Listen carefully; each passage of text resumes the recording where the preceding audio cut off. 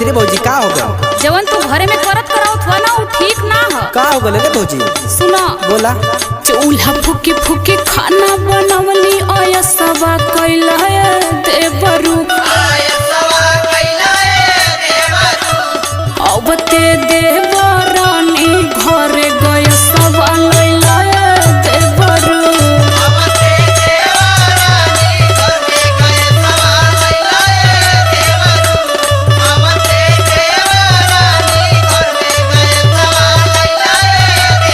अच्छा ये बात बा। और कहो अब तुम्हारे मेहरारू को दाज करे लगलू? काहे तोरे मेरवा से मध्यम है का?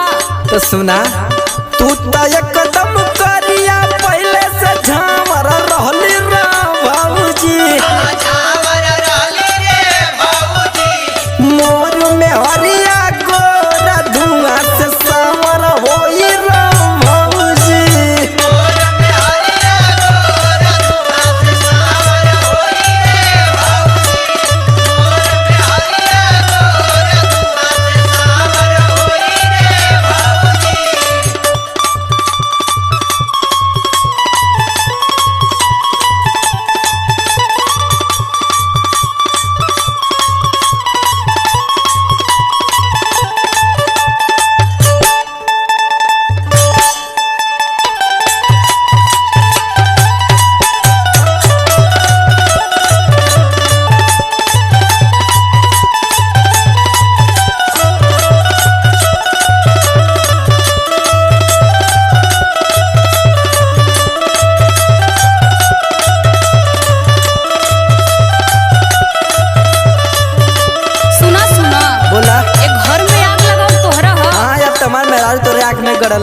हाँ जौन तू हमरे संग करत रहला भुला गेला का कैली हो?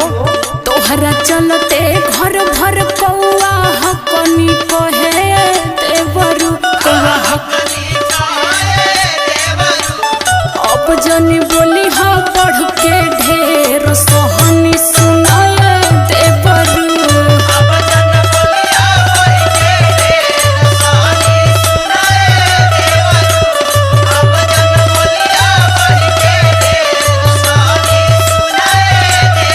अच्छा छोड़ जाए दे भौजू, 4 दिन बाद आए चल जाई ना फिर। अच्छा तो हम का नौकरानी रखली का घरवा में? अरे भौजी तो पुरान हो गई, जैसे कैली कमवाया जुलवा सही करू रे भौजी।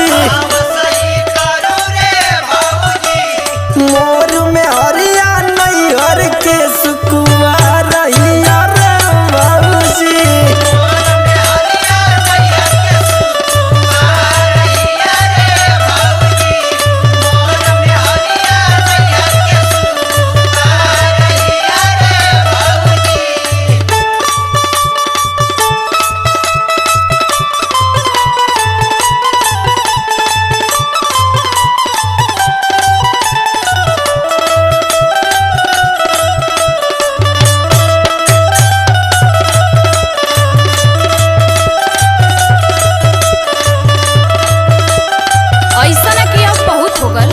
हम नैहर लगाई फोन अपने भायन के आज फैसला होइए जाए कि के कैसे रही। हाँ तब बुलाला।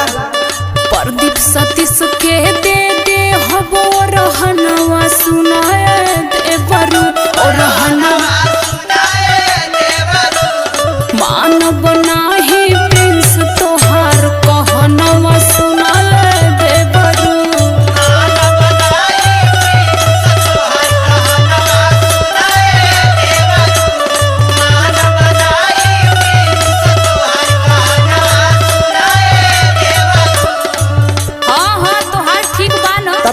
औते झगड़ा लगा न देले बानी। का झगड़ा लगोलो हो? सुना बोलो।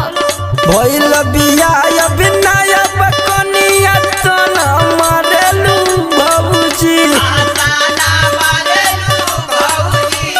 भैया ये बिया रख किस्मत में कहवा से आइलू ये बाबूजी।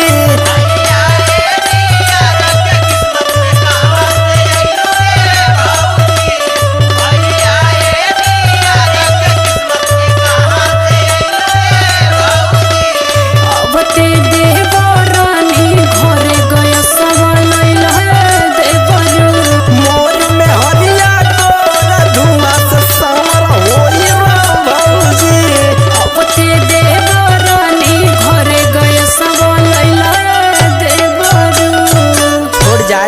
कुल भुला जो बात। भुलाए ला कैल ही बड़ा।